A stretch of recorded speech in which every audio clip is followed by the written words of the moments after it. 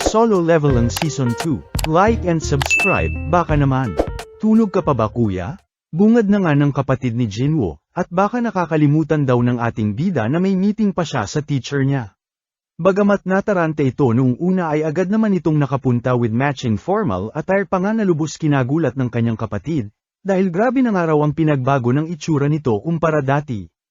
Ano pa nga ba at agaw pansin ito sa mga dalagita ng nasabing eskwelahan kaya naman biniro ni Jin-a kung gusto niya raw bang marieto sa mga dalaga. Ayun nga at natuloy na ang meeting ni Jinwoo sa teacher ni Jin-a, na sinabing pambihira raw ang exam results ng kanyang kapatid at magandang role model sa ibang estudyante na lubos nilang kinatutuwa. Dito na nga biglang singit ng pakiusap ang teacher at kung pwedeng makausap daw niya ang kaklase ni Jin-a na isang aspiring hunter rin, at mapabalik sa pag-aaral. Siyang tunay nga ay anabangan ito ng ating bida, lubos kinagulat naman ito ng dalaga nang malaman na kapatid siya ni Jin-a, na agad na pagtantong nandirito ang binata para pilitin siyang bumalik sa eskwelahan at siguradong utos daw ng kanilang teacher. Binara naman ito agad ni Jinwoo at sinabing isa lamang itong i-rank, na bagamat tiba-tiba last time sa naging kontrata nila ay walang patutunguhan sa hinaharap pagdating sa kakarampot na kita ng mga i-rank hunters. O bakit, i-rank ka din naman pamemelo sopo na nga ng dalaga hanggang sasabihin ni Jinwoo na hindi naman daw siya nandito para pigilan o pabalaikan sa eskwelahan ang dalaga. Samantala, dumating naman na sa Korea ang S-rank hunter na si Hwang Dong-soo, na lubos ang panggigigil at hangad lamang na mahanap sila Jinwoo, para maipagiganti ang kanyang kapatid, at huwag na huwag daw siyang mapigil-pigilan ng mga taga-Hunter Association, pagbabanta na nga nito. Samantala, isinama na nga ni Jinwoo ang dalaga sa isang C-rank gate para training kuno, na ipinakiusap nito kila Manager An na siyang agad pumayag naman. Dito na nga sumingit ang isang lalaki na nagngangalang Kim Chul, isang A-rank tank, na tila galit at simulan ng araw nila ang raid huwag puro doldalan. Paliwanag naman nila Manager An na ito ang magiging team leader ng kanilang strike team, bilang parte ng magiging training para sa mga baguhan at batang hunters. Nang malaman nga raw nito na sasama sila Jinwoo ay ganito na ang asta nito kanina pa kaya pagpasensyahan na nga lang daw ng ating bida.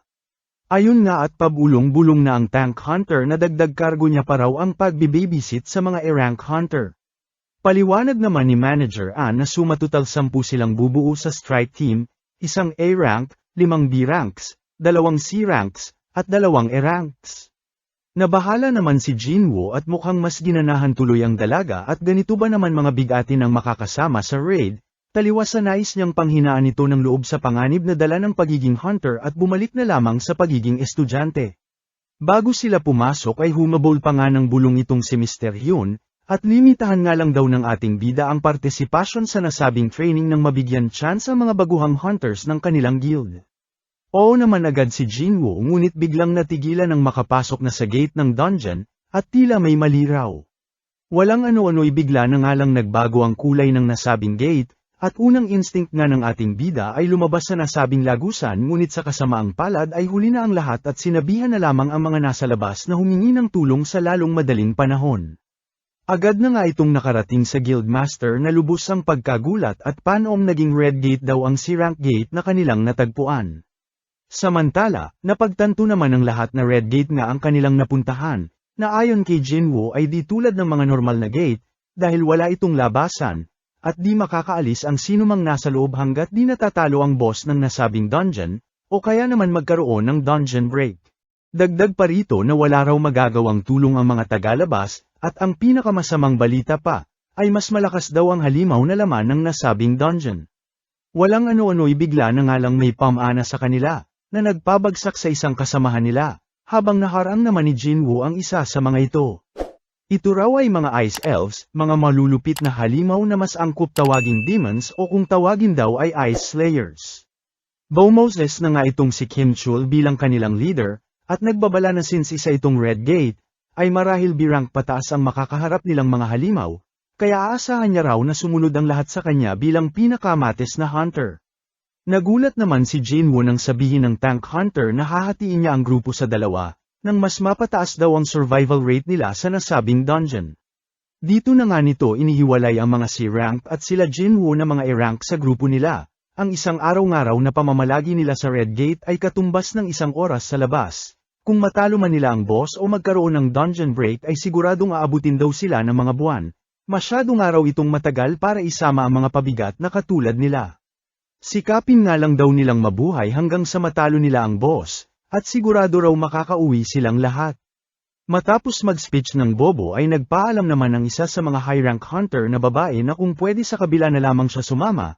Pumayag naman ang walang hiya nilang leader na iniisip na nababaliw na raw ang babae at lumipat sa mahihina. Siguro hindi kay rank, pagbulong na nga ng babae sa ating bida, at ito nga lang daw ang nakapansin ng pana kanina ng mga Ice Elves. Deadma nga lang dito si Jinwoo habang nagpaalam naman na ang bida-bidang leader nila at tinuro ang kanilang babaybayang daan, at good luck nga raw sa kanila.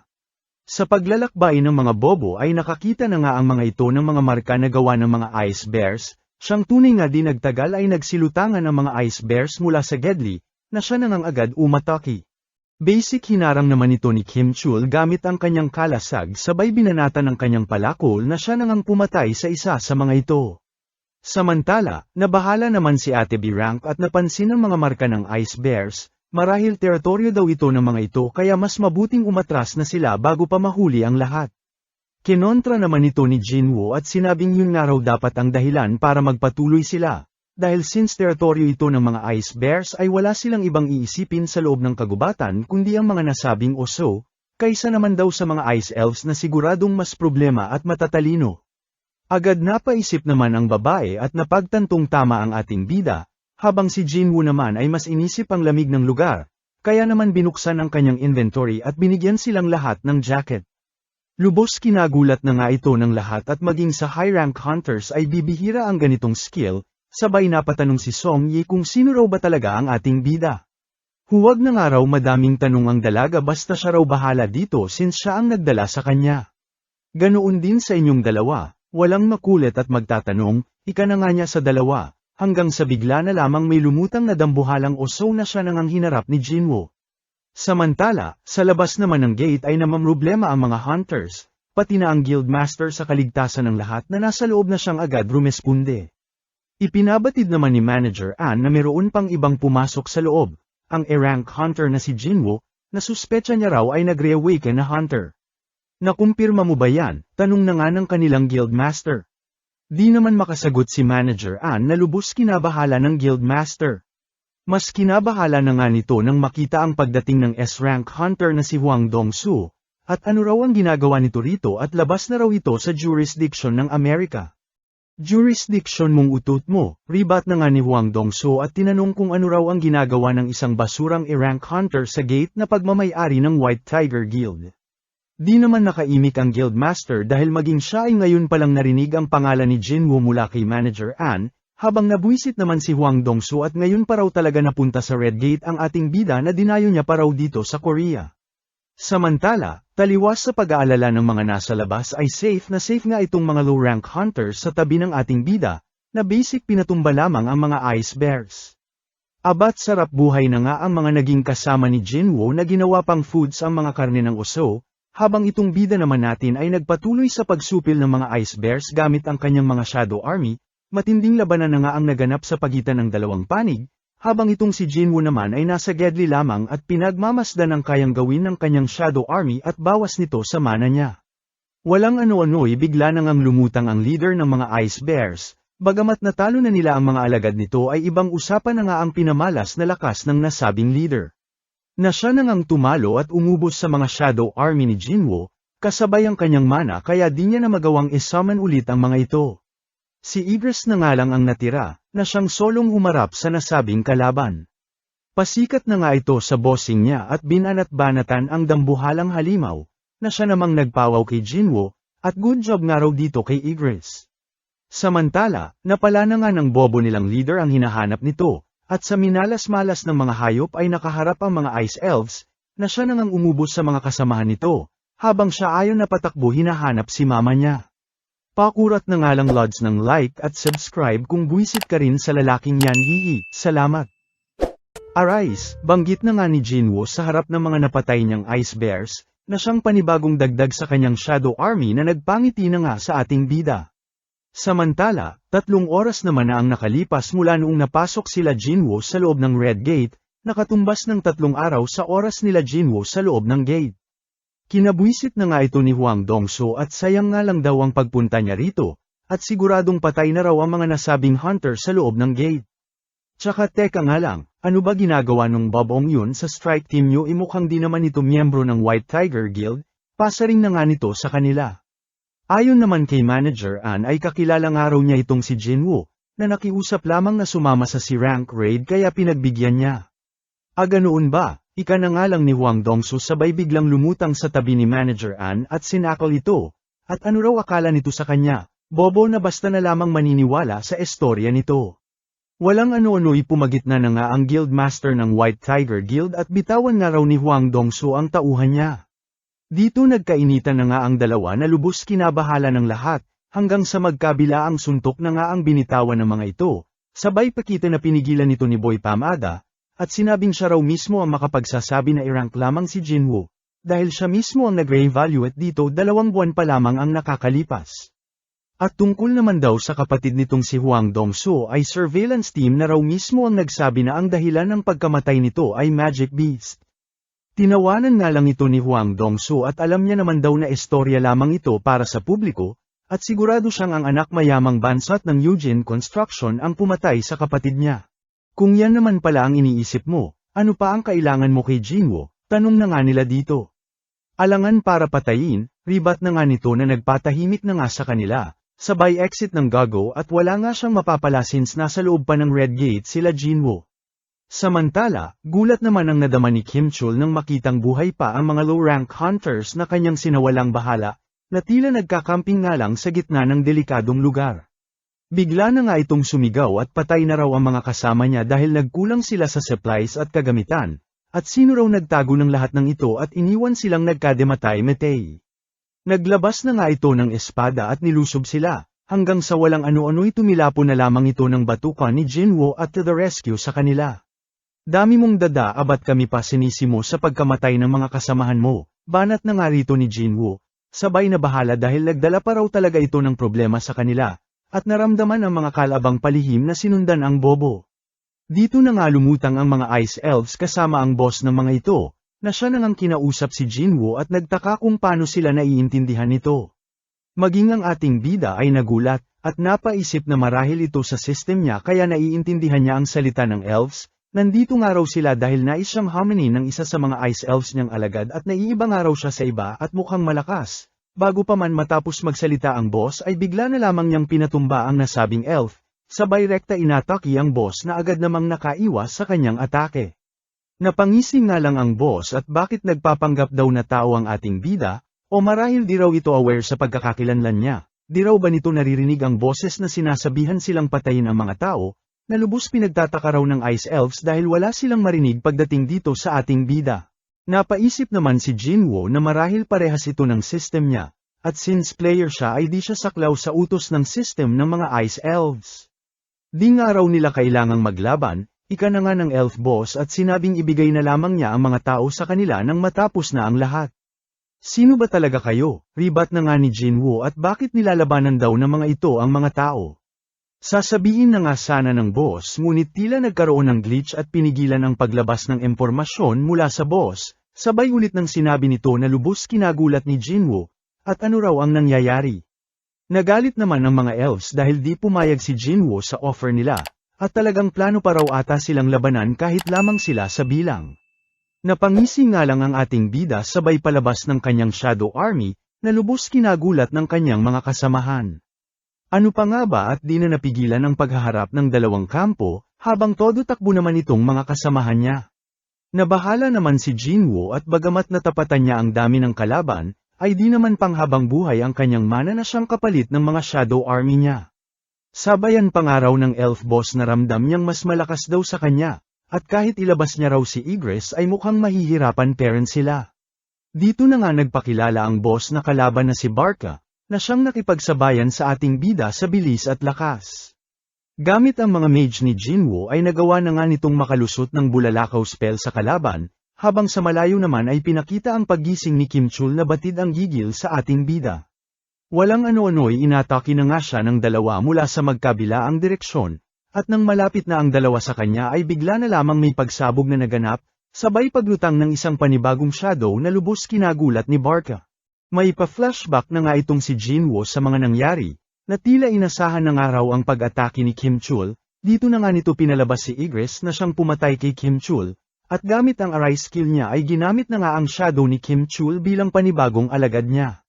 Iron na nga ang ipinangalan dito ni Jinwoo, bilang kanyang pangmalakasang kalasag, na siya nang hinarap at pinalaban niya sa elf boss na si Barca. Pagkabahala naman ang nadama ng mga kasamahan ni Jinwoo, at ganito raw ba talaga ang labanan ng mga malalakas na hunter, sabay napaisip na nga itong si Song Yi kung nais pa talaga niyang maging hunter.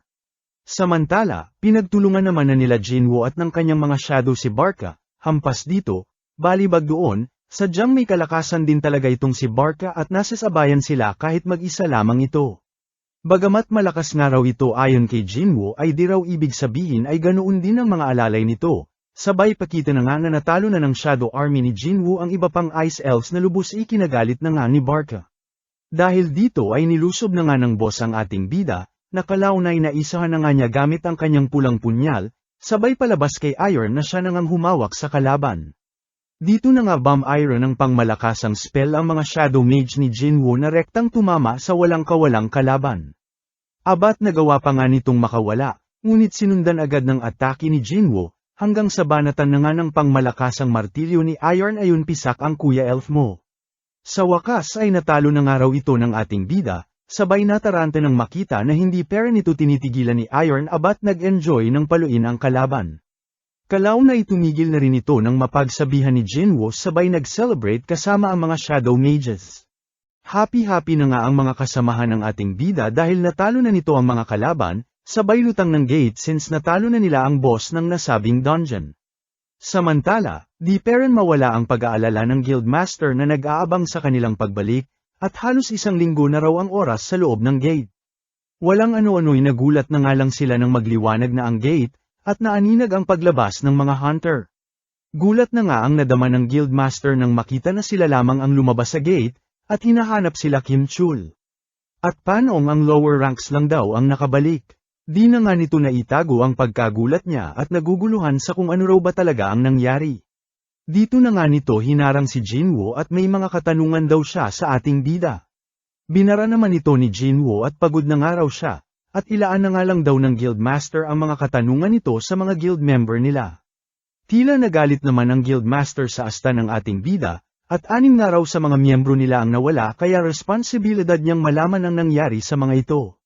Di wow, niligtas ko na nga 2 sa mga miyembro niyo may salamat lang ba kung natanggap sa inyo, banat na nga ni Jinwoo dito na sumupla na nga sa Guildmaster. Agad nag-sorry naman ang Guildmaster habang rekta umalis naman na sila Jinwoo. Sino ba yung lalaking yon? Tinalo pa babaeng may tuyo? Tanong na nga ng Guildmaster kay Heejun. Ayon naman sa dalaga ay ganito na raw ang naging mood nito matapos matalo ang boss ng dungeon, na maging sila ay lubos daw na pinagtataka. Pinagtanggol naman ito ni Manager Ann at baka dahil lang daw sa pagod, tsaka mabait daw ito base sa pagkakakilala niya. Nagulat na nga lang si Manager Ann nang sabihin ng kanilang Guildmaster na gawin lahat para mapunta sa kanilang guild ang ating bida. Samantala, kilig-kilig naman si Song Yi matapos ihatid ni Jinwoo pauwi, at todo nagpakyut na nga sa ating bida. Habang nagdadrive ay pinakita namang tanging ang punyal nga lang daw ni Barca ang nakuha ng ating bida sa dungeon. At ang daming araw niyang pinagdaanan sa nasabing dungeon pero di man lang daw niya nagawang ma-extract ang shadow ni Barca, na lubos nitong kinadismaya. Kinabukasan ay sinundo naman siya ni Jinwoo na todo naka-armor na naman. Sinabay na nga rin nilang sinundo si Song Yi na feeling close na nga kay Jinwoo. Nagkumustahan na nga ang dalawa kung nakatulog daw ba ng maayos kagabi habang iba naman ang pumasok sa isip ni Jinwoo, at iniisip na nagtsaktsakan ang dalawa. Pachuk-chak na nga lang lods ng like at subscribe, salamat. Nga na nga itong si Jinwoo sa mga nakikita at tinanong si Jinwoo kung saan daw ba nanggaling ang mga alagad ng ating bida. Paliwanag naman ni Jinwoo na parte ito ng isa sa mga skills niya, na lubos kinamangha ni Jinwoo. Kalaunan ay nalungkot na nga itong si Boy Rich Kid at maging ultimo sa pangungulekta ng Essence Stones ay naetsapwera na siya, hanggang sa lapitan na nga ito ng isa sa mga Shadow Army ni Jinwoo at tila naawa rin sa binata at pinatulong. Samantala, somewhere sa kung saan ay pinakita naman ang paglutang ng isang misteryosong lalaki na lubos kinatakutan ng ilang English hunters na nakaharap nito, sa kabila ng pagpapaliwanag nito na tao lamang siya at nais makauwi. Balik naman kila Jinwoo kung saan kainuman na nga si Boy Rich Kid, bilang selebrasyon at natapos na nga nila ang 19 na raids as per usapan nila ni Boy Yayamanan. Todo pasasalamat na nga ang binata sa tulong na naibigay ni Jinwoo. At susunod nga raw dito ay kukuha na siya ng written exam sa Hunter Association nang makuha na niya ng Guildmaster license niya. Drama mode na nga si Kuya Mo, dala na rin ang alak na ininom nito, at sinabing mas naging kuya niya pa si Jinwoo kumpara sa tunay niyang kuya. Bukod sa niligtas daw siya ni Jinwoo dati ay grabe pa raw ang tulong nito sa kanya magpahanggang ngayon, at sana nga raw ay siya na lamang ang naging kuya niya. Di simula ngayon ituturing na kitang nakababatang kapatid. Ika na nga ni Jinwoo sa nagmo-moment na binata na lubos na nga nitong kinatuwa. Samantala, pinakita namang nakagapos na ang misteryosong lalaki kanina, sa pangangalaga ng isang dayuhang asosasyon. Foreign hunter nga raw itong long hair na lalaki ayon sa kwento nito at nakulong sa loob ng isang gate ng halos 10 taon. Dito na nga raw ito nakakita ng exit at napadpad sa Amerika. Since hirap daw itong mag-English ay hinihintay nila ang interpreter dahil baka raw isa itong humanoid magic beast, ika na nga ng mga lalaki. Bilang pagpapasiguro ay isang S-rank hunter nga raw ang nerequest nilang pumunta, sa katauhan ng kapwa Koreano nitong si Hwang Dongso. Nalaman na ba nila pangalan niya? Tanong na nga ng isa sa mga ito, ayon naman sa kasama nitong lalaki ay Ilwansang daw ang pangalan nito, abat kaapelido pa nga ng bida nating si Jinwoo. Samantala, balik ulit sa bida natin, kung saan nagpaalam ito sa kapatid niya na mawawala raw siya ng halos 1 linggo.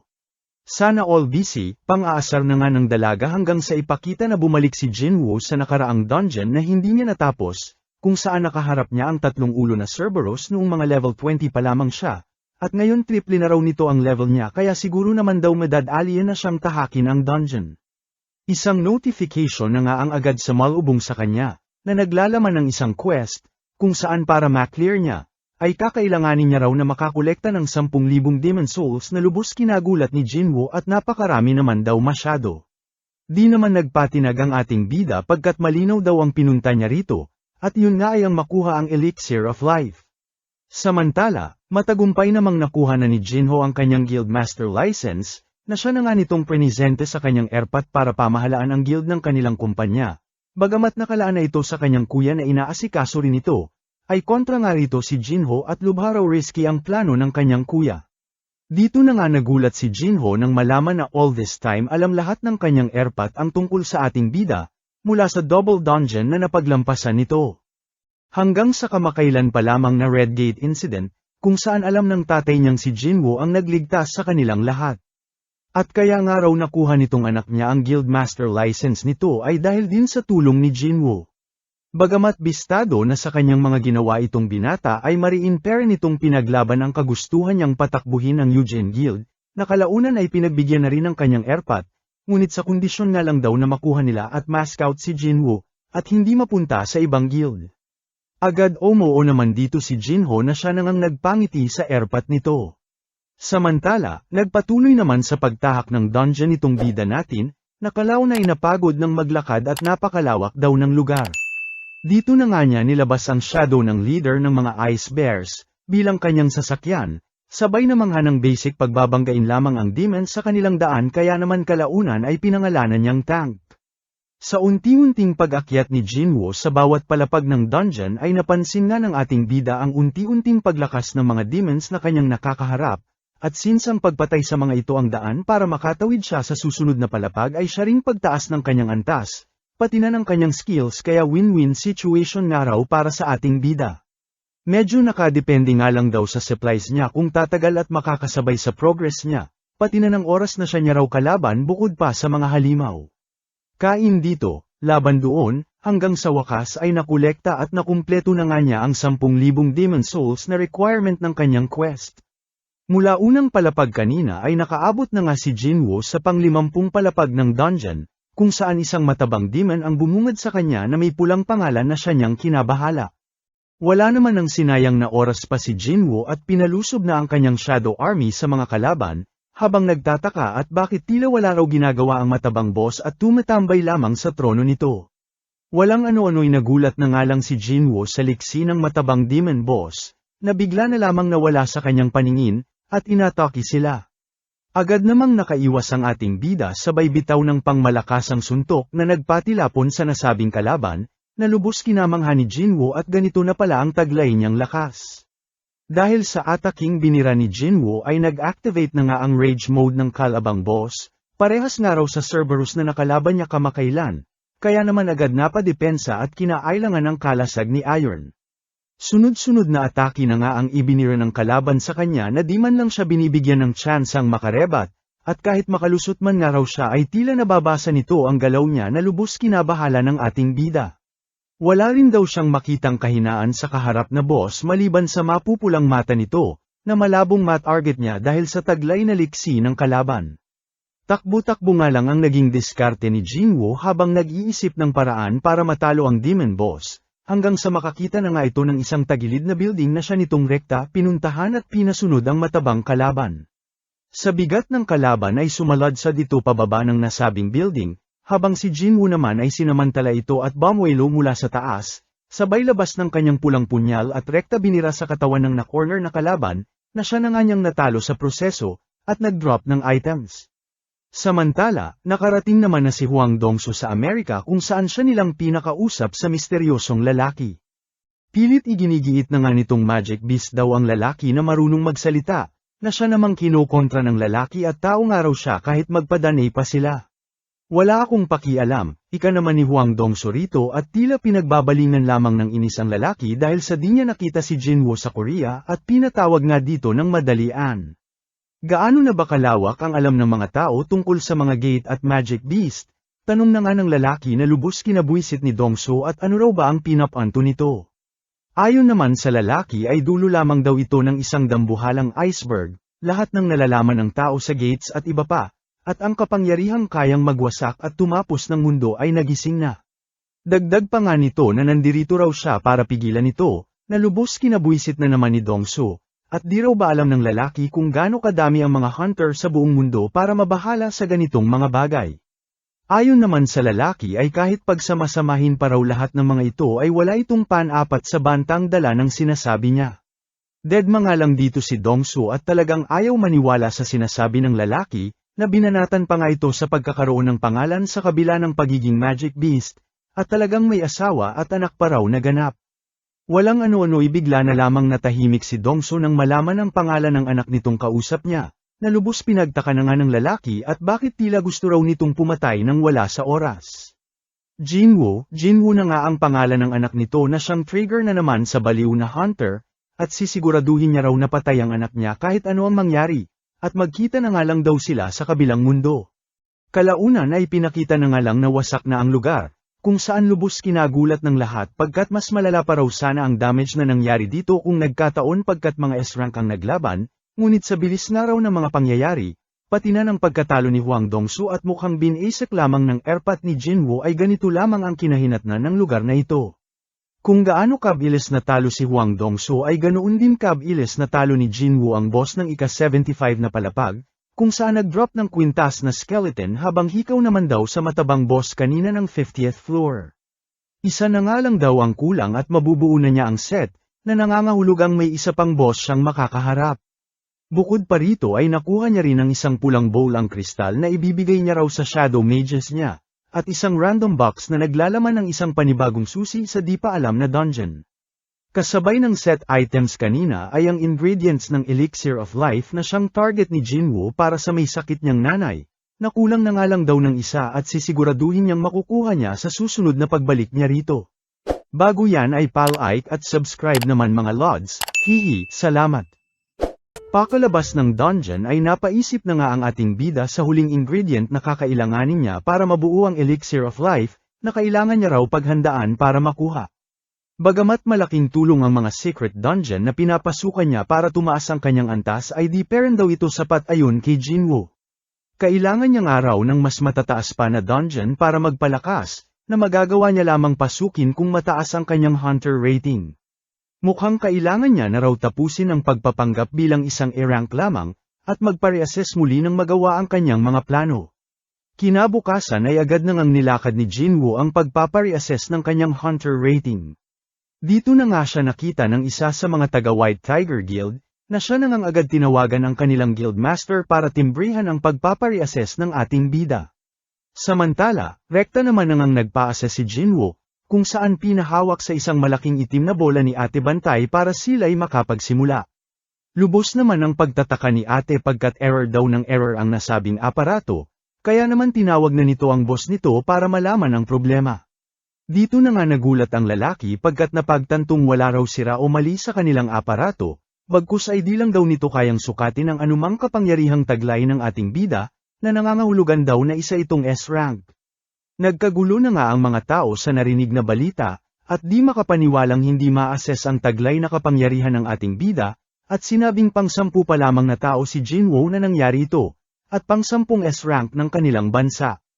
Mas kinagulat na nga ng mga tao nang makita si Choi Jong-in sa nasabing building, ang guildmaster ng Hunters Guild. Ang hunter na tinaguri ang ultimate weapon na ayon kay Jinwoo ay kabaliktaran ng kanyang palayaw dati. Nang mapagtanto ni Choi Jong-in na nagkakagulo ang mga tao dahil sa isang panibagong S-rank rookie, ay wala na nga itong sinayang na pagkakataon at inalok agad si Jinwoo na sumali sa kanilang guild. Abat dead mga lang dito si Jinwoo at dinaanan lamang ang isa sa mga pinakamalakas na S-rank ng kanilang bansa, na lubos na ngang nagulat sa kanyang ginawa. Dito na nga ito napangisi nang makita ang mismong guildmaster ng White Tiger Guild na naghihikapos at tila habol din ng ating bida, at napagtantong jackpot siya at mukhang nahanap niya na ang balibalitag hunter na nakaklear ng Red Gate kamakailan pa lamang, habang pagkabwisit naman ang nadama ni Yuno at sa dinami-dami raw ng makakaalam ng tungkol kay Jinwoo ay ito pang si Choi Jong-in. Samantala, binisita naman ni Jinwoo ang kanyang hermit sa ospital, at kaunting kembot na nga lang daw ay mapapagaling na niya ito. Sa kanyang paglabas ay nakaabang naman na si Woo Jin-chul ng surveillance team at mukhang nagkamali raw siya dito kay Jinwoo, at bago nga makaalis ang ating bida ay inanyayahan ito at may tao raw na nais siyang makilala. Dito na nga nagulat si Jinwoo nang makita ang chairman ng Hunters Association at binati siya sa kanyang reassessment. Dito na nga ipinabatid ng chairman ang kakulangan nila sa mga hunters, dahil kumpara sa mga private guilds ay di nila mabibigay ang tanyag at bayad na nabibigay ng mga ito. Ito nga raw na si Woo Jin-chul ay isa na sa mga pinakamalalakas nilang hunter ngunit isa lamang A-rank, di na nga raw siya magpapaligoy-ligoy pa at mariing inanyayahan si Jinwoo na sumali sa kanilang guild, di na nga raw lingid sa kaalaman ng lahat na halos hindi na gobyerno ang may kontrol, o hawak sa kaligtasan ng lahat, bagkus ay nasa 5 pinakamalalaking guilds ng kanilang bansa, na halos magkakapantay lamang ngayon. Ngunit kung sasali nga raw si Jinwoo sa isa man sa mga ito ay mawawala sa balanse ang lahat.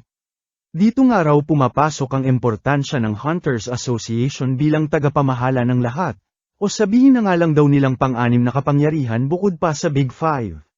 Napaisip naman si Jinwoo sa offer ng chairman at sa adhikain nito, at sa mga koneksyon ng chairman na siyang magbibigay ng solidong career sa sinuman. Bukod pa sa pagkamangha nito na makakasama ang pinakaunang S-rank ng kanilang bansa, na ayon pa nga kay Jinwoo ay may pambihirang lakas, na halos tatapat sa kanya kahit matanda na ito at sa kabila ng mga pinagdaanan niya. Kung tatanggapin niya nga raw ang offer nito ay siguradong magbabago ang buhay niya, pagmumuni-muni na nga ni Jinwoo. Muli na nga siyang tinanong ng chairman ngunit dito na nga niya tinanggihan, at sinabing ang nais niya lamang ay makipaglaban sa mga halimaw at sa dungeons nga lang daw siya nabibilang. Kinagulat na nga ito ng chairman at nakita ang kadesididuhan sa mata ng ating bida, at kung bata-bata lang daw sana siya ay hindi siya magdadalawang isip na samahan si Jinwoo sa adhikain nito. Kalaunan ay nagpaalam na nga ang ating bida habang nagpasalamat naman ang chairman sa oras na nila ni Ji-woo para sa kanila. Sa isip-isip naman ng ating bida ay tinanggihan niya ito pagkat D-rank at E-rank dungeons lamang ang hawak ng Hunters Association, na walang maitutulong sa pagpapa-level up at pagpapalakas niya para nga mag-amit ang kanyang nanay. Samantala, pinakita namang bagbog sarado si Boy Yabang sa ospital, na tinanong ng isang lalaki na tinawag nitong Deputy Chief kung talaga daw bang isang magic beast ang nakaharap nito. Pabalang naman itong sinagot ni Dongso at saan daw party naging tao ang hype na nakalaban niya. Nagpaalam na nga lang ang Deputy Chief at sinabi kay Dongso na magpagaling, Sabay sinabi na pinasundan na nila ang lalaki ngunit di lang daw nila sigurado kung mahuhuli pagkat kung mismong siyang araw ay walang pan-apat dito ay paano pa raw sila. Kinagalit na nga ito ni Dongsu at naalala ang pagbabanta sa kanya ng airpat ni Jinwoo, na huwag nga raw gagalawin ng pamilya nito pagkat kahit kamatayan ay di raw siya maliligtas kung nagkataon. Samantala, online shopping naman ang ating bida at naghahanap ng artifacts na magagamit niya at magpapalakas sa kanya bago niya tahaking muli ang Demon's Castle, ngunit lubos problema ang kamahalan ng mga nasabing artifacts. Dito na nga ito napaisip na ibenta ang bowl ang kristal na nakuha niya kamakailan lang, na kayang doblehin ang magic damage ng user nito kaya siguradong malaki daw ang bentahan kung sakali. Pero syempre pagmumulan daw ito ng pagdududa ng iba dahil isa lamang siyang i-rank sa ngayon at di pa official ang pagiging S-rank niya, maliban lamang daw kung meron siyang record na pumasok sa isang A-rank dungeon, na medyo alanganing mapasok ng isang A-rank na katulad niya. Abat sa kanyang paghahanap ay sakto namang meron siyang nakitang trabaho, na nangangailangan ng mga menero ng anumang antas sa isang A-rank dungeon. Di na nga ito pinalampas ni Jinwoo at agad pinuntahan, kung saan binubuo ng strike team na siyang lalaban sa mga halimaw, mining team na siyang kokolekta ng mana crystals, at collection team na siyang kokolekta ng mga bangkay ng halimaw. Sa loob ng dungeon ay pinakita na nga ang strike team, sa pangunguna ng mismong guildmaster na si Choi Jong-in, na siya na ngang basic tumapos sa mga halimaw na nasa loob ng dungeon. Sa lakas nito ay nagmukha lamang mga posporo ang kalaban at kinailangan pa ng mismong tanks nila para hindi sila madamay sa lakas ng kapangyarihan nito. Huwag nga raw silang mag-alala at hindi niya naman daw masyadong sinunog ang mga kalaban kaya kahit papaano ay may mga makokolekta pa rin sila dito. Matapos nito ay rekta lumabas na nga ang strike team at naubos na ang mga halimaw, bukod sa dungeon boss para hindi muna magsara ang dungeon, at trabaho na ng mining team ang susunod para kolektahin ang mga mana crystals na nasa loob. Namangha naman si Jinwoo lalo na sa guildmaster at wala man lang daw gallows, pati na ang strike team, kahit A-rank dungeon ang ni-raid ng mga ito, habang ito namang mga kalalakihan sa paligid ay tanging ang second in command ang napansin, ang naging pang-siyam na S-rank ng kanilang bansa, ang tinaguriang The Dancer, Cha Hae-in. Maging si Jinwoo ay di na itago ang pagkamangha sa dalaga dahil sa taglay nitong pambihirang aura. Walang ano-ano'y natigilan naman ang dalaga at tila may naramdaman daw siyang malakas sa paligid, at inakalang nasa paligid daw si Chairman Go, sabay muling nagtakip ng ilong at may kaartihan sa mga amoy. Since tapos na nga ang strike team ay work mode na sila Jinwoo, ang mining team, kanya-kanya na nga silang trabaho habang di naman mabaliwala ni Jinwoo ang nararamdamang aura ng dungeon boss na tila mas malakas daw sa mga nakaraang kalaban niya, na siya nang nagpangiti rito at naku-curious daw siyang malaman kung gaano kalakas ang isang A-rank boss. Walang ano-ano'y bigla na nga lang siyang binangga ng isang bully since isa lamang siyang A-rank, at huwag daw harang-harang sa daan. Sa buwisit ni Jinwoo ay tinitigan niya ito ng matalim na siya nang nagpatiklop sa mayabang na lalaki muntik pa maihi sa kanyang panty. Maging mga kasama nito ay napansin na nga nakakaiba ang ating bida, at nagtataka kung i-rank lang daw ba talaga si Jinwoo at napapawawawi sa katawan ng ating bida. Pagdating ng break time ay ayaw pa ring paawat ni Jinwoo sa trabaho, kaya iniwan na muna ng kanyang mga kasamahan at break time nga nila. Abat sinamantala na nga ito ng ating bida para masilip ang dungeon boss na kanina niya pa trip puntahan. Bagamat natutokso si Jinwoo na kalabanin ang dungeon boss ay iniisip nitong magsasara ang dungeon kung nagkataon na matalo niya ito, na siyang malaking kawalan daw sa Hunters Guild, ngunit napapangisi at gusto talagang banatan ang dungeon boss. Hanggang sa matigilan na nga ito nang biglang lumitaw sa kanyang likod si Hae-in at tinatanong kung ano ang ginagawa niya sa lugar na yun. Mag-like at subscribe ka na rin Lods, sas Mariasep naman, ha. Dahil sa nakita nga si Jinwoo ng chicks na si Hae-in ay di na nito natuloy ang kanyang plano, at ramason na lamang sa dalaga na naligaw daw siya sa kuweba kaya napunta rito. Agad naman siyang binalaan ng dalaga na umalis na rito pagkat ito raw ang boss room na lubhang delikado sa lahat, lalo na kapag nagising at baka malagay pa sa alanganin ang buhay nilang mining team. Agad namang sumunod si Jinwoo. Ngunit bago pa man siya makalayo ay muli na namang tinawag ng dalaga na lubos ang pagkagulat ng siya ay dumaan, pagkat wala raw siyang maamoy sa bida natin. Pinagtaka na nga ito ni Jinwoo at ano raw ang ginagawa ng dalaga, habang si Hae naman ay di pa rin makapaniwala at tinanong kung hunter daw ba ang ating bida. Dito na nga nito pa simpleng tinignan ang ID ni Jinwoo at na lamang isa siyang i-rank, At nang umalis na nga ang ating bida ay napamuni-muni, kung dahil daw ba sa rank lamang ang ating bida kaya wala itong amoy, o sadyang mabango lang talaga ito sa pang-amoy niya. Samantala, nainggit naman ang iba nang malaman na nakita niya si Hunter Chahain, dahil pangarap daw ng lahat na makausap ang crush ng bayan na Hunter. Bukod nga raw sa maganda na ito ay lagi raw itong nagpapatrol sa kuweba tuwing break time nila nang masiguro raw ang kaligtasan nila, na siyang lubos daw nilang kinamamangha sa dalagang Hunter. Medyo kakaiba nga lang daw si Hunter Chahain dahil di raw nito gusto ang amoy ng ibang Hunter, kaya raw mapapansin ang madalas nitong pagtakip ng ilong gamit ang panyo nito. Pinagtaka na nga ito ni Jinwoo dahil todo singhut sa kanya kanina ang dalaga, na marahil siguro'y nangangahulugang iba raw ang amoy niya sa mga tipikal na Hunter, kagaya ng naging reaksyon ng Elf Boss, na marahil dahil daw sa isa siyang chosen player ng isang kakaibang system na nagbibigay gabay sa kanya magpahanggang ngayon, sabay napaisip kung ano raw ba talaga ang ibig sabihin ng pagiging player. Happy-happy naman ang boss niya na nag-abot sa kanya ng kanyang sweldo at napakalaki nga raw ng naging tulong ni Jinwoo sa kanilang trabaho na sadyang napabilis dahil sa kanya. Sa tuwa nga nito ay inalok pa siya na magtrabaho sa kanya at magbabayad nga raw ng malaki, ngunit agad ding tinanggihan ni Jinwoo at nagkataon nga lang daw na nagka-oras siya ngayong araw. Di naman agad sumuko ang boss niya at sinabing meron pa silang gig bukas, at kung gusto nga raw ng ating bida ay sumama ulit siya pagkat double raid daw ang magaganap, isang A-rank at isang C-rank. Nagka-interes naman agad si Jinwoo nang malaman na dalawang high-rank raids ang magaganap, kaya naman todo nagpasikat pa ang boss niya na tanging guild nga lang daw nila ang gumagawa ng ganito. Kalaunan ay sumang-ayon na nga si Jinwoo sa offer ng boss niya, na lubos ang tuwa kaya sinabing doblehin daw ang kanyang sweldo. Samantala, todo na curious na nga itong si Chahain kay Jinwoo at talagang tumawag pa sa kanilang guild this oras ng gabi para lamang paimbestigahan ng ating bida. Dito na nga nito nalaman na maging ang guildmaster nila ay nagpapaimbestiga rin kay Jinwoo, ngunit ayon sa kausap nito ay wala nga raw impormasyon ukol kay Jinwoo at nakalock ang files nito sa Hunters Association na lubos nilang pinagtataka dahil isa lang naman itong low-level hunter. Dahil dito ay mas lalo tuloy na hiwagaan ang dalaga sa pagkatao ni Jinwoo. Dumagdag pa na hindi mawala sa isip nito na sa lahat daw ng nakilala niyang hunter, ay ito lamang ang mabango sa pang-amoy niya. Kinabukasan ay agad nang nagpunta si Jinwoo sa inalok na trabaho rito, na napa-flashback pa sa kanyang nakaraan noong kasama sila Mr. Choi at iba pa dati, at tila nanibago sa pakiramdam na may mga makakasama. Abat magte-trending na naman nga ang ating bida sa mga pangmalakasang bayo nito at napapasana all na naman ang mga tita na sana sila na lang daw ang mga kristal na minimina ni Jinwoo. Habang happy-happy na naman ang mga kasama niya at napapadali raw ang kanilang trabaho dahil sa ating bida.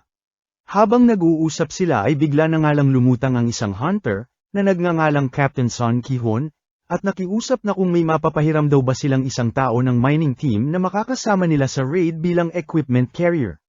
Dagdag pa nga nito na may extra bayad ang sinumang sasama sa kanila.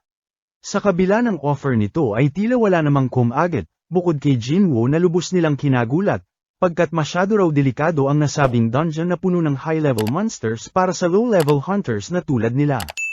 Kalaunan ay nagkasundo na nga sila Jinwoo at Captain Son Ki-hon, na pinaliwanag sa kanilang huwag masyadong mag-alala pagkat secondary team lang naman sila, at siguradong di na ganoon delikado ang may iwan ng primary team sa kanila. Binubuo na nga sila ng 6 na A ranks, 3 B ranks, kasama ang ating bida na namangha pagkat walang ibang guild ang binubuo ng ganito kabigatang secondary team. Sa kanilang pagpasok ay masamang kutob naman ang naramdaman ni Jinwoo, na tila kaparehas daw ng naramdaman niya sa Red Gate kamakailan pa lamang. Walang ano-ano'y bigla na nga lang silang natigilan, sabay rekta inatake ng mga dungeon jackals na basic lamang nilang tinalo ngunit pinagtaka, at ano raw ang ginagawa ng mga C-rank dungeon jackals sa isang A-rank dungeon pagkat imposible raw na makasurvive ang mga ito sa nasabing high-rank dungeon. Dito na nga napansin ni Jinwoo ang colors nito sa leeg na marahil nangangahulugan daw na may nagmamay-ari sa mga nasabing halimaw, at tila ginawang asong bantay. Kalaunan ay nasagot naman agad ang kanilang mga haka-haka nang lumutang ang sandamakmak na high orcs, na siyang binanatan sila ng isang pangmalakasang atake. Lubos kinagulat na nga ito ng kapitan at nagkadiigit-igit siya maarang lamang ang sibat ng kalaban, at dito napagtantong alanganin sila sa mga kaharap na kalaban. Sa kabila nito ay matapang nila itong hinarap gamit ang kanya-kanya nilang abilidad. Sa kasamaang palad ay sadyang malalakas ang high orcs na kanilang kaharap, At basic lamang na kumakawala maging sa mga high mage spells nila, lamang din ang mga ito sa bilang kaya kahit nasa sabayan nila ay ulat sila sa manpower. Nagulat na nga lang si Ate Healer nang makita na nagbabubbles na ang bibig ng isa sa mga high orcs, sabay pakita na kagagawa nito ni Jinwoo na naka-invisible at di na nakatiis na nakatenga lamang sa tabi. Lubos pinagtaka na nga ito ng healer at ano raw ang nangyayari. Maging ang kapitan nila ay nagtaka rin dahil bigla na lamang bumagal ang mga kaharap na orcs, gawa nga ng mga patagang tulong ni Jinwoo at inaatake ang mga orcs ng naka-invisible. Sinamantala na nga ito ng mga walang kwentang hunters at sa tulong ni Jinwoo ay natalo ang kanina'y hirap na hirap nilang talunin na high orcs. KD at dito, KD at doon, hanggang sa kalaunan ay naubos na nga nila ang mga kaharap na kalaban damang-dama na sila ang malakas akala mo naman sila ang may gawa. Matapos ang laban ay lubos na nga ang pagtataka nila sa kakaibang mga kinilos ng kalaban at tila bumagal nga raw noong huli, at nahihiwagaan sa kung sino raw ang may gawa nito. Bagamat naguguluhan ng iba ay di naman ito nakalusot sa apat ang matang hunter na ito at sinabing tinulungan nga raw sila ni Jinwoo, na siyang gumamit ng stealth kanina. Marahil may rason nga raw ito para itago ang lakas nito kaya tatahimik na lamang siya sa ngayon since ito nga ang nagligtas sa kanila. Dahil nga sa nakaharap nilang kalaban ay napaisip na ang ibang miyembro ng strike team kung tutuloy pa raw ba sila sa dungeon. Dahil lubang delikado raw kung nagkataon. Bagamat gigil ang kapitan at may nais ngang patunayan bilang isang baguhang kapitan ay di naman ito nagbida-bida at nagpakatanga, at agad sumang-ayon sa hinaing ng iba. Kaya umatras na nga raw muna sila sa ngayon. Sa kasamaang palad sa kanilang pagbalik ay may harang na ang dungeon gate, isang malakas na magic barrier na lubos nilang kinagulat. Subok naman itong tinatanggal ni Ate Labo at iba pa hanggang sa bigla nilang maramdaman ang isang pangmalakasang aura na lubos nilang ikinabahala, walang ano-ano'y bigla na nga lang sa mukha ng dugo ang mga mage at mukhang trap din daw ang nasabing barrier. Dito mas kinagulat na nga ng lahat ang paglutang ng sandamakmak na high orcs na kanina'y hirap na nga silang talunin. Isang orc na nga ang lumapit sa kanila, na siya na nga ring sinalubong ng kanilang kapitan pagkat di raw nila kakayanin kung lalabanan nila ang mga orcs. Tila kinakausap naman sila ng orc ngunit di nila maintindihan, hanggang sa bigla na lamang itong tila nag-glitch at kalaunay na intindihan na nila ang sinasabi. Nagpakilala na nga itong si Card Algon, na siya nga raw may gawa ng magic barrier na nakaharang sa gate at isa nga raw siyang dakilang Orcish Master of Curses. Tinatawanan nga lang sila nito hanggang sa tanungin ng kapitan kung may mas malakas pa raw bang halimaw sa dungeon na ito. Muli ay tinawanan nga lang siya nito at pinapili, kung mamamatay daw ba sila sa kamay ng kanyang mga alagad, o sasama sila sa kanila. Wala namang naging choice ang kapitan kundi piliin ang pangalawang option. Sabay sinabihan si Jinwoo na kapag nagkaroon sila ng pagkakataon, ay lalabanan daw nila ang orc, na siyang siguradong kahit papaano ay magdi-distract dito para mawala ang spell sa gate. Samantalahin nga raw ito ni Jinwoo para tumakas at humingi ng tulong sa main strike team. Huwag mo sabihing balak niyong mamatay sa loob ng dungeon na ito, pagkabahala na nga ni Jinwoo sa plano ng kapitan, ngunit tila ito rin ang iniisip ng lahat at nag-iwan pa nga ng will sa ating bida, at ibigay nga raw ni Jinwoo sa pamilya nila. Samantala, sa labas ng dungeon ay humaharot na naman nga itong si Cha Hae-in at hinahanap ang ating bida, hanggang sa dito na nga nito malaman sa boss ni Jinwoo na nasa loob ng dungeon ang ating bida, bilang carrier ng secondary strike team. Ayun nga at pinakitang sinamahan ng mga orcs ang grupo sa isang malawak na silid na naglalaman ng sandamakmak na orcs, at binati ng isang nakatronong orc at welcome nga raw sa mga hampas lupang tao. Pahampas na rin muna lods ng like at subscribe, salamat. Di na nga napigilan ni Hae-in na mag-alala kay Jinwoo at nasa loob nga ito ng isang A-rank dungeon, since ang pagkakaalam nga nito ay isa lamang itong A-rank. Naisipan na nga nitong sumunod ngunit sa kasamaang palad ay wala siyang dalang sandata, kaya no choice kundi hiramin na lamang ang piku na gamit nila Jinwoo sa pagmimina, kaysa naman sa wala siyang dalang anumang sandata. Samantala, dahil sa taglay na lakas ng mga aura na nilalabas ng mga high orcs lalo na ng boss ng mga ito ay di na nga naiwasan ng grupo ni Jinwoo na manggatag sa takot, at di makapaniwala sa kinakaharap nilang sitwasyon. Dito na nga nagtanong ang kapitan nila kung ano raw ba ang kailangan sa kanila ng mga high orcs, na agad ding sumagot na para lamang daw ma-entertain sila, sa pamamagitan ng pag-torture, pagkain, at sa huli ay pagpatay daw sa kanila. Di naman basta nagpatinag lamang ang kapitan, na siya nang iniutos na lumusab sila, Ngunit sa kasamaang palad ay nanigas na sa takot ang mga kasamahan nito, kaya solo lamang na umatake, basic nga lang itong pinigilan ng boss gamit ang pangmalakasang spells nito sabay ibinalibag sa lupa, nang paulit-ulit na tila isang laruan lamang. Wala namang nagawa ang mga kagrupo nito kundi manood lamang, hanggang sa sumusaw na nga ang ating bida at iniligtas ang kapitan, at bagamat dungeon na raw ng guild nila Captain Sun ang nasabing lugar ay alanganin na raw ang kanilang sitwasyon kaya kung mamarapatin na raw ng kapitan ay hayaan siya nitong tapusin ang mga kalaban sabay balibag sa isang high orc ng may panggigigil. Oo naman nga agad ang nanghihinang kapitan, habang tila nabuisit naman ang boss na kalaban sabay labas ng pangmalakasang aura. Di naman basta nagpasapaw lamang ang ating bida at nagpakitang gilas din, at mukhang may isang bida-bidang boss na naman daw siyang pupulbusin. Samantala, kinagulat naman ng mining team nang makita ang pagdating ng surveillance team sa nasabing lugar, na pinangunahan na nga ni Wu Jinchul at lubusang pagtataka sa kung ano ang ginagawa ng ating bida, at 2 araw na raw nakasama sa mining team ng dungeon raid na ito. Sabi ko na nga ba may something sa pogi na yon, reklamo na nga ni Dugyot at todo nagdadadada kay Wu Jinchul. Deadma nga lang dito ang surveillance hunter at tinanong ang boss ni Jinwo kung nasa loob pa rin daw ba ng dungeon ang ating bida. Oo naman agad ang lalaki at sinabing bag carrier ang ganap ni Jinwo kasama ang secondary strike team nila, sabay napatanong kung may problema raw ba, dahil maging si Hunter Chahein daw ay nanggaling na rin dito kanina at hinahanap ang ating bida. Walang ano-ano'y nagulat na nga lang lahat ng maramdaman ang isang pangmalakasang aura na nagmula sa loob ng gate, na siya na ngang ikinabahala ng surveillance team. Maging si Chahein ay nabahala na rin ng maramdaman ito at mukhang kailangan niya na raw magmadali na mahanap ang grupo nila Captain Sun at maaaring nasa panganib daw ang mga ito. Ang supot naman ng grupo mo yan na ba yon? Banat na nga ng boss orc kay Jinwo at ano daw laban ng kakarampot niyang army sa mga alagad niya. Ninisian nga lang ito ni Jinwo sabay activate ng skill na Monarch's Domain, isang pangmalakasang skill na nakuha niya raw nung nag-level 70 na siya sa Demon's Castle. Di na nga makapaniwala ang secondary strike team sa kanilang mga nasasaksihan, at kailanman di pa raw sila nakakita ng ganitong kalakas na kapangyarihan mula sa isang tao lamang.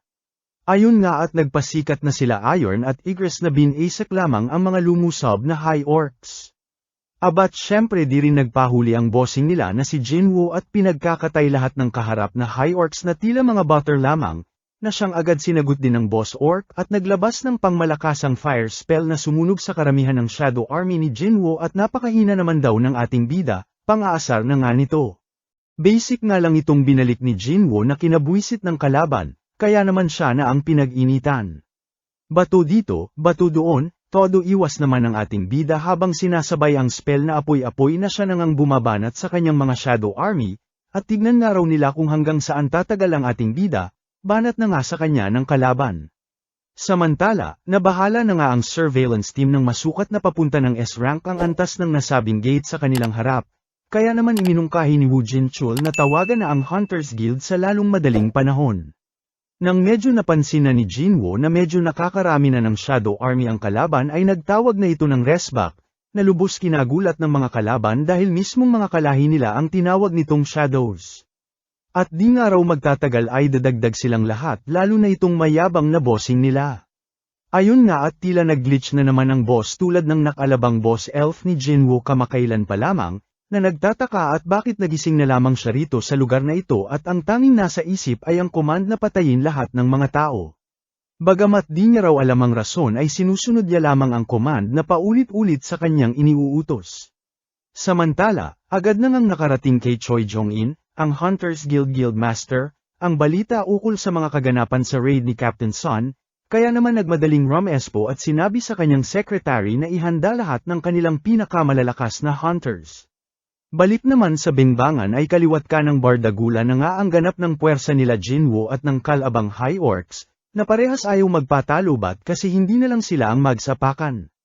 Bida-bida na nga itong si Igris at masyado nang mahaba ang exposure sa camera, sinamahan pa ni Boss Ice Bear na lubos kina-proud ng kanilang daddy Jinwo.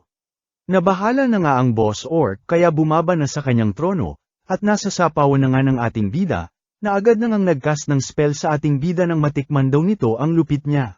Sa gulat nito ay wa-effect ang kanyang curse spell sa ating bida, na napangisi lamang at wala nga raw sa kanyang talab at immune daw siya sa mga sumpa at kamandag. Dito na nga inilabas ni Jinwoo ang mga mage niya na nagcast ng pangmalakasang spell, na subok pinigilan ng boss orc ngunit ulats ayon napahiya kaya lubos ng gigil. Kalaunan ay nakarating na nga sa lugar si Chae-in na lubos ang pagkagulat sa mga kaganapan, at ano raw ba ang nangyayari dito? Balik naman sa ating bida ay todo effort na nga ang kalaban nito na sinabay-sabay ang mga kung ano-anong spells nito hanggang sa naging higante. Basic iniwasan nga lang ni Jinwoo ang pag-apak nito kaya naman lubos nang nanggigil at sandamakmak na laser ang ibinira hindi lang kay Jinwoo kundi sa lahat abat damay-damay na nga pati mga mismong orcs na alagad nito. Array na nga lang ang boss ng banatan niya ang isa sa mga mata nito, at mas madaling target nga raw ang malalaking bagay, banat na nga ni Jinwoo sa kalaban. Inamukhang hayop ka, mamatay ka na, sigaw na nga lang ng kalaban at desperado nang patayin siya. Ngunit sadyang may kabilisan ang ating bida at di niya masabayan gamit ang dambuhala niyang katawan. Since may katigasan din ang balat ng kalaban ay ginamit na nga ni Jinwoo ang kadena sa paligid ng dungeon, na siya na nga nitong ipinilipit sa boss orc at pinatumba, na lubos kinagulat nila Wu Jinchul na kakarating lamang sa loob. Abat sobra-sobrang pogi points na nga ang nakuha ni Jinwoo mula kay Hein na lubos ang pagkamangha sa taglay niyang kapangyarihan, at di inakalang ganito siya kalakas. Sino raw ba talaga ang ating bida? Tanong na nga nito kay Wu Jinchul. Google mo, parehas lang naman tayo walang alam, ika na nga nito, habang si Jinwoo naman ito na corner na ang unti-unting nanghihinang kalaban, hanggang sa nanglaban pa nga ito hanggang huli ngunit ulats talaga sa lakas ng ating bida. Nahiya naman si Jinwoo na kunin lahat ng binagsak nitong loot at sa Hunter's Guild nga ang dungeon na ito, kaya naman kinuha na lamang niya ang shadow ng kalaban. Nakalimutan nga rin niya ang pangalan nito kaya naman Boy Pangil na lamang ang ipinangalan sa nasabing shadow sabay na mangha dahil ngayon lang daw siya nakakita ng Elite Knight na rank na siyang antas ng nasabing shadow. Tiba-tiba na nga ang ating bida at nakarami raw siya ng shadows na siyang magagamit niya sa hinaharap, at sa wilingan nito ay di napansin ang pagdating nila Wu Jinchul na lubos na nga nitong kinagulat. Di na nga naitago ng ibang hunter ang pagtataka at sino raw ba talaga si Jinwoo. Kaya naman pumagitna na sila Wu Jinchul at sinabing top secret daw ang status ng ating bida, at kung mamarapatin daw nilang lahat ay esekreto na lamang lahat ng kanilang nasaksihan sa nasabing dungeon. Bago makalabas ay nagsalita naman ang kanilang kapitan, at bagamat di niya raw alam ang rason ni Jinwoo kung bakit sumama sa kanila bilang isang bag carrier ay nais daw niyang ipabatid ang lubos nilang pasasalamat sa pagligtas niya sa kanila. Napangiti na nga lang ang ating bida sabay may naalala. At dito na nga ibinalik ang notebook na bilin sa kanya kanina ng isa sa mga hunter. Boboses pa nga sana si Hein ngunit tinanong ng isa sa mga hunter kung bakit may dala raw itong piko. Abat parang wala lang nang narinig ang dalaga at tinanong kung naging weird daw ba ang dating niya sa mata ng ating bida at may dalang ang piko. Di na nga makapaniwala si Choi Jong-in nang malaman ang kompletong detalye mula kay Captain Sun, at di nakalang ganito kalakas si Jinwoo. Napatanong na nga rin ito sa kapitan kung sino raw ba sa tingin nito ang mas malakas sa kanila ni Jinwoo, na siya nang di nasagot ng kapitan, at nagbalik ng tanong kung kaya daw ba ng kanilang guildmaster na mag-isang tapusin ang isang A-rank dungeon. Natamimi na nga lang ang guildmaster, at nakakahiyaman daw, at tinagurian pa naman siyang ultimate weapon, ay di niya raw kayang mag-isa ang isang A-rank dungeon. Kaya sisiguraduhin niya raw na marirecruit si Jinwoo para sa guild nila. Pabanat na rin muna lods ng like at subscribe. Salamat.